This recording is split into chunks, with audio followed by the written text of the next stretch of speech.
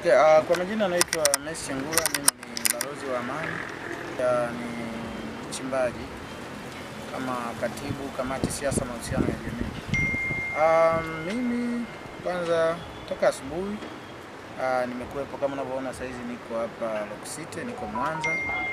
Nimetoka kuzunguka huko. Kwa hiyo kwa kifupi sijaona jambo lolote ambalo linaashiria uvunjifu wa amani. Zaidi ninaona kwamba watu wanaendelea kutembea, wengine asubuhi walifunga maduka, sasa hivi nimepita huko mjini naona wanafungua maduka.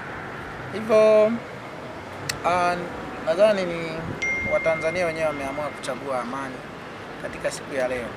Kwa hiyo tuwapongeze Watanzania ambao wameamua kuchagua amani, na rai yangu pia kwa serikali niombe inapokuwa mambo yako shwari ndo pale ya kutekeleza yale mahitaji ambayo tunaona yanaweza yakasaidia zile changamoto ambazo zinaweza kusaidia kuendelea kuleta amani, ikiwa pamoja na kufanyia kazi ile hotuba ya Mheshimiwa Rais wakati akipokea ripoti ya tarehe 29 mwaka jana. Alizungumza mambo mazito sana, ikiwa ni pamoja na maliziano na mambo mengine ya katiba mpya. Maliziano ndio kila kitu. Hata sisi kama mabalozi wa amani tunaamini yatasaidia zaidi kila Mtanzania awe happy. Ukiona mtu kuna watu wananungunika na wewe hawajapata taarifa sahihi, umeona. Kwa hiyo kila mtu awe happy, na usikubali katika nchi mtu alalamike kupita kiasi. Mimi naamini katika mengi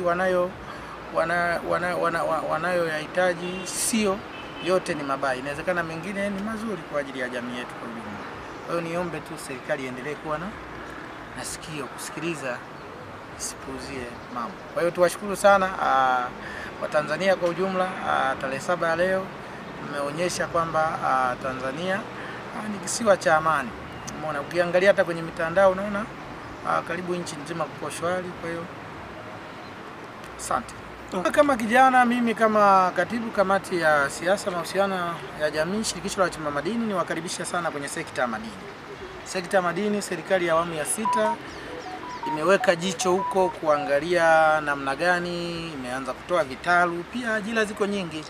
Kwa hiyo mimi nawakaribisha sana, na hasa vijana, kwa sababu ninaamini tutakapokuwa wengi vijana wako kazini wanafanya kazi zao, hawalali njaa, mambo mengi ya hofu pamoja leo tuko haijatokea, lakini ukweli ni kwamba siku 2, 3, 4, 5 kulikuwa na hofu, lolote linaweza likatokea. Lakini tunashukuru vyombo vya ulinzi na usalama pia na